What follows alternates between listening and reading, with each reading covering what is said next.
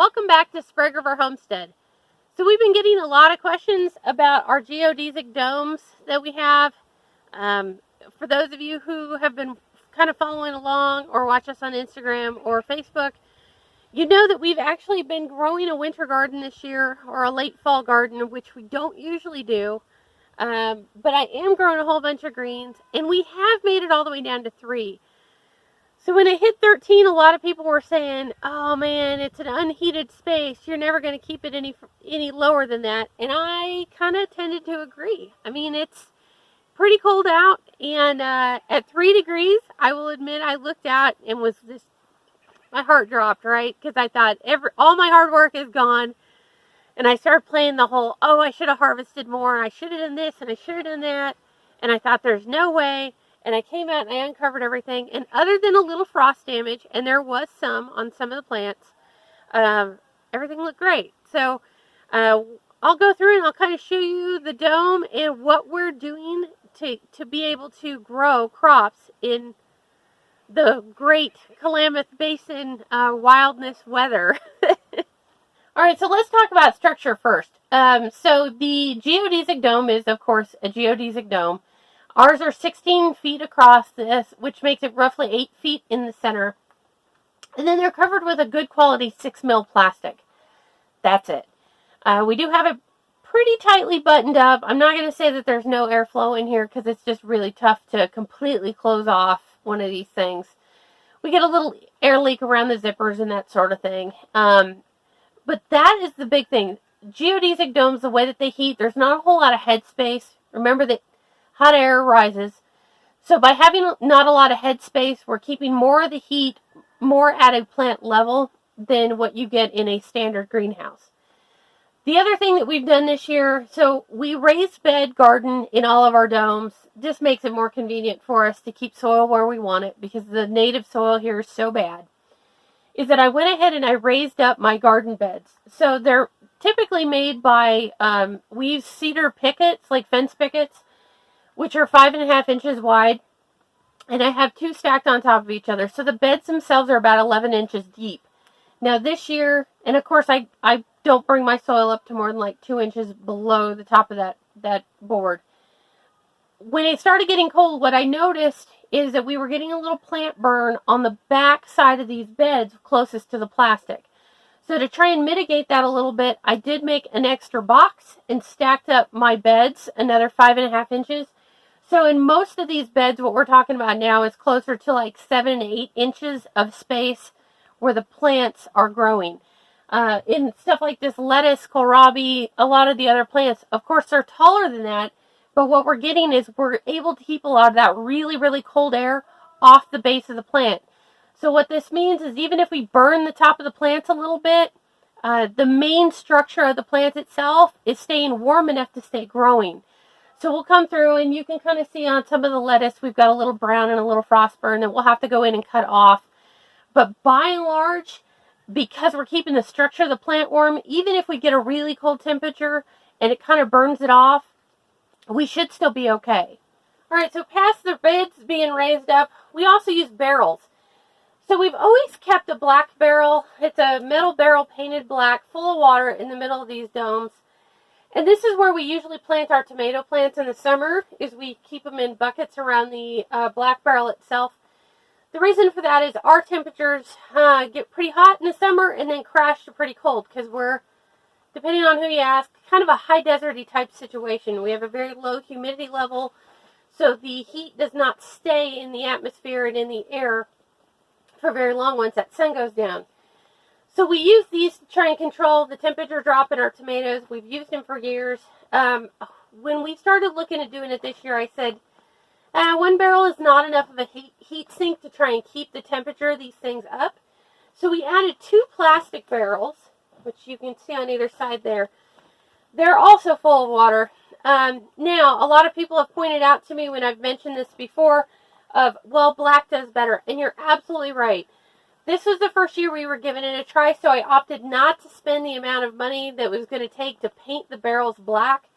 Latex paint does not stick to these very well, so you really have to get like a spray-on black paint that's made to adhere to plastic.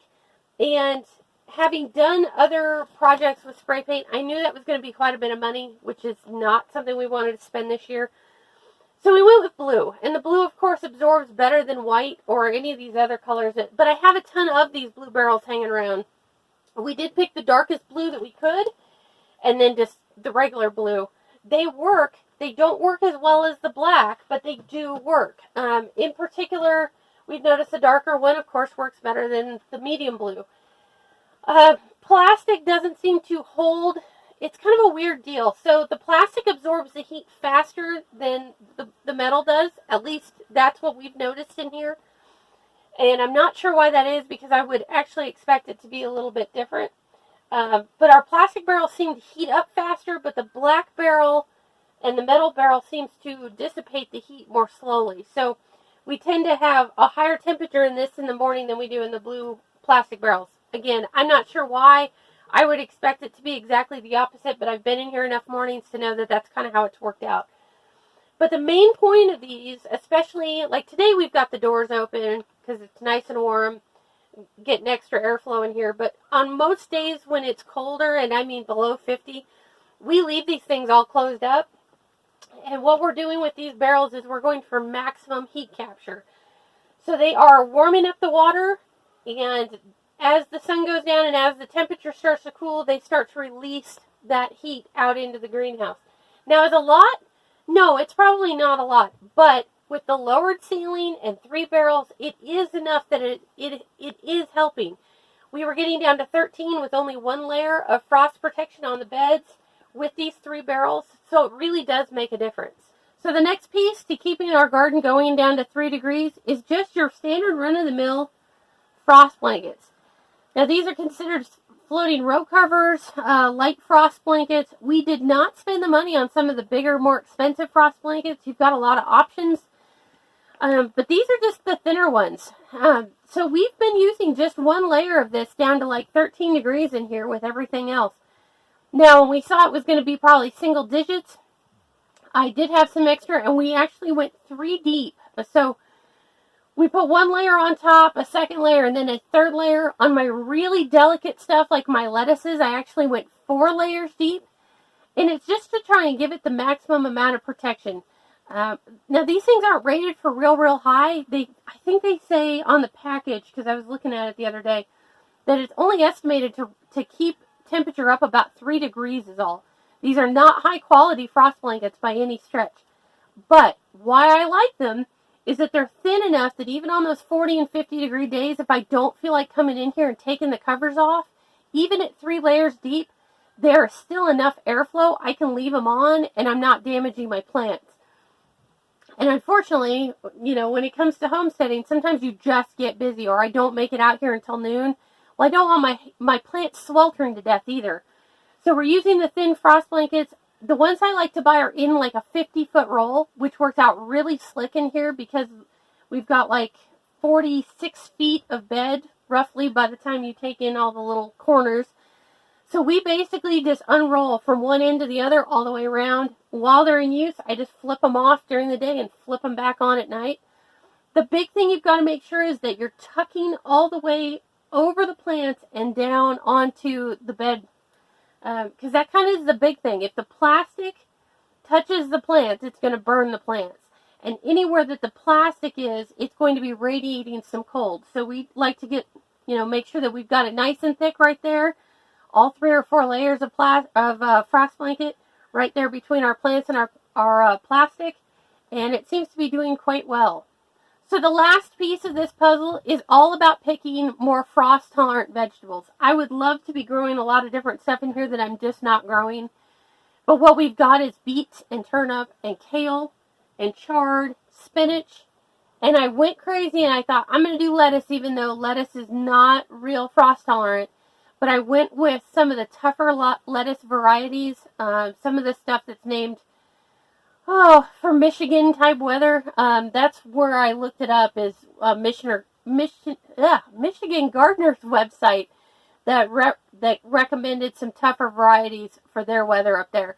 So that's kind of what we did, and it's one of those things. You're not going to probably grow tomatoes down to 3 degrees in an unheated greenhouse, and I don't want to spend the time to or money rather, time or money to actually go through and heat this. Will the greenhouse fail at some point this winter? I would imagine so. We go below zero every single year. At some point, without heating it, I'm probably not going to be able to keep stuff alive. It just stands to reason that we get a couple of weeks every year where the daytime temperature never gets above freezing. And I don't know. We're going to see. If we get a good snow covering and kind of igloo out the sides of the dome, which is what happens, I don't know.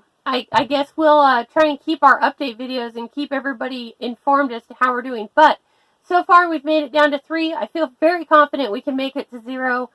Can we make it below 0? I don't know. I guess if we get to that point, we'll shoot an update and try and get it out there. But for right now, we are making it all the way down to 3. And like I said, I think I can make it to 0 in here.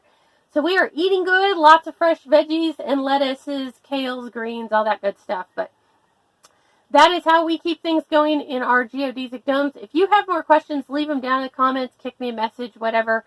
And that is it for today from Sprague River Homestead. We will see you next time. Happy homesteading.